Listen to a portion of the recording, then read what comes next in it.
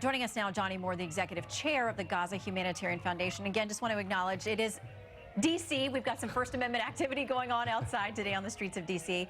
And full disclosure, you and I have known each other for years. So I reached out to you when I found out about what was going on with this organization and the many criticisms. So I wanted to have a conversation with you, and to your credit, you were willing to come and talk about these. So what about, in part, what the senator had to say, that people are being killed when they try to come to the places that there used to be, they said, hundreds of distribution centers for the food.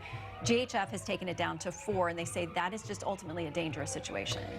Yeah, Shannon, I have to say I'm quite alarmed to listen to a sitting United States senator and with his colleagues in that letter basically launder information that originated with Hamas and has been spread all around the world in order to discredit the only consistent food operation of the last 2 months.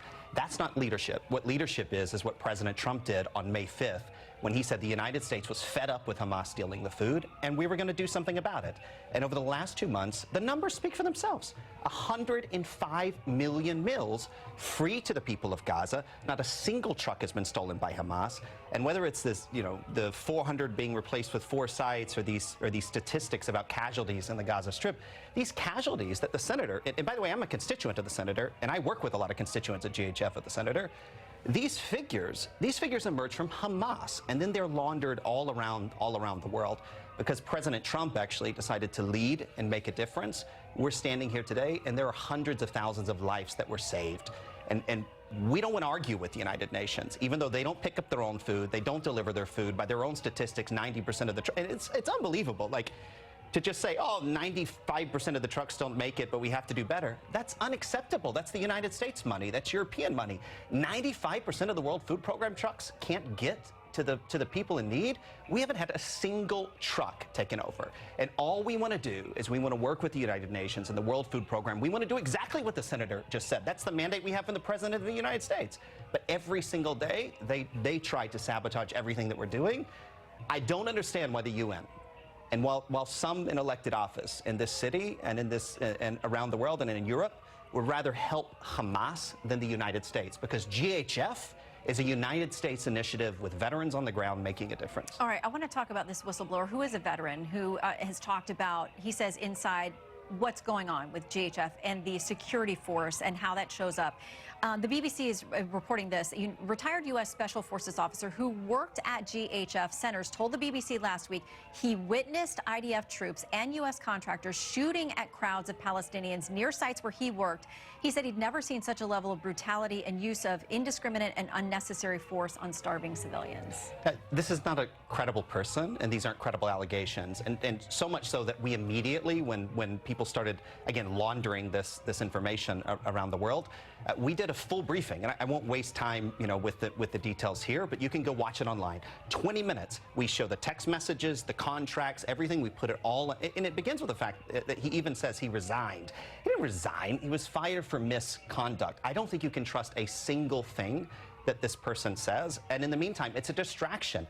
It's a distraction from what is real acute food insecurity in the Gaza Strip. We're doing all we can to help. We spend an enormous amount of time and energy correcting all this disinformation and misinformation.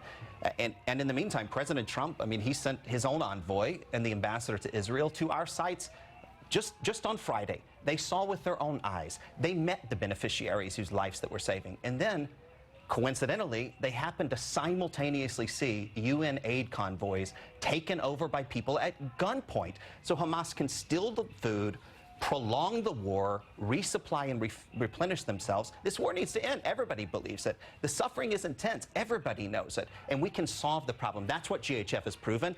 We don't.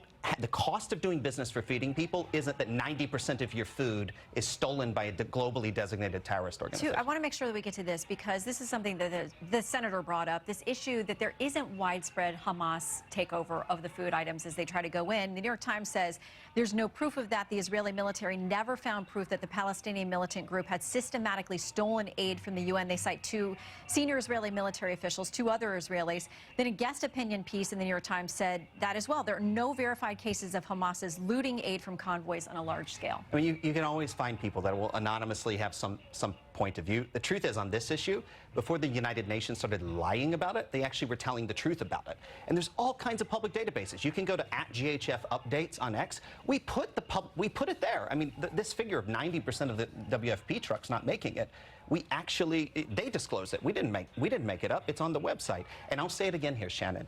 Every single day we send a message to the Secretary General, to the head of the World Food Program, whom the Senator mentioned.